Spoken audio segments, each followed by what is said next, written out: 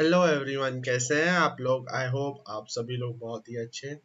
आज की इस वीडियो में हम लोग डिस्कस करने जा रहे हैं अबाउट जेई मेन 2021 16 मार्च को हुआ पेपर, इवनिंग स्लॉट में केमिस्ट्री पेपर का ये पार्ट 2 है। पार्ट 1 अगर आपने अभी तक नहीं देखा है तो ऊपर राइट टॉप कॉर्नर पे आई बटन है, उस पर क्लिक करिए।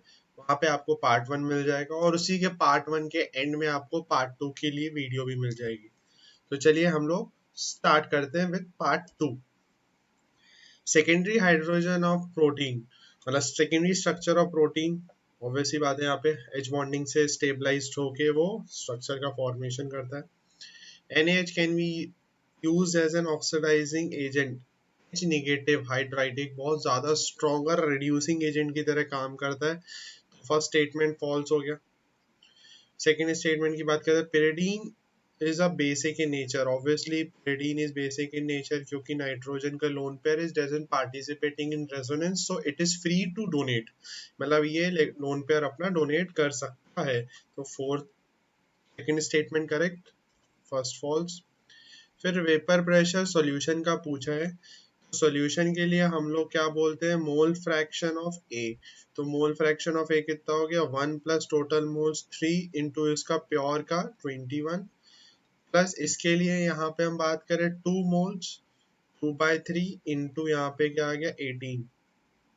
इसको हम लोगों ने सॉल्व किया, यहाँ पे आया 7, यहाँ पे आया 12, दैट गिव्स यू व्हाट 19। तो 19 आंसर आ गया।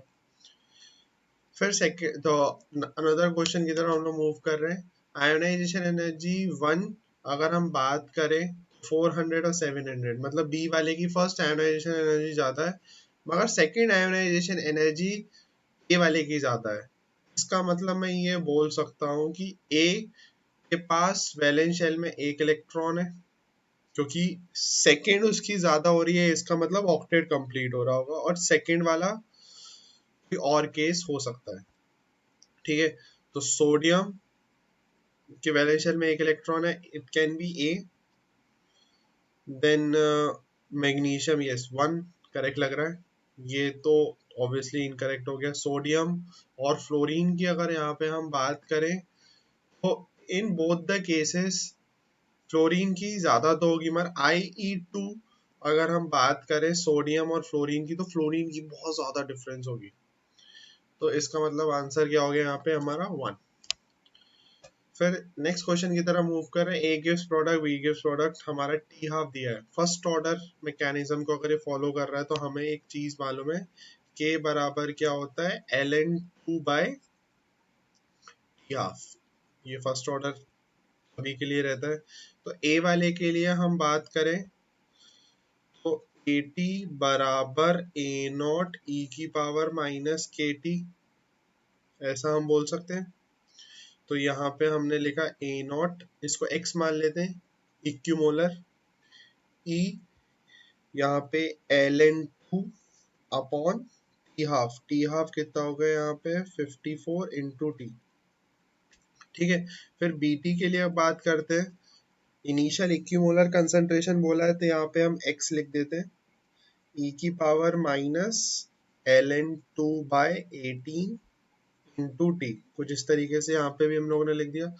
फिर AT बराबर 16, तो मैं ऐसा लिख सकता हूँ x into e⁻ln2/54 into T बराबर 16 इंटू e⁻ln2/54 इंटू टी। इसको हम लोग सॉल्व करेंगे। x यहाँ पे भी x है, ये x कट गया।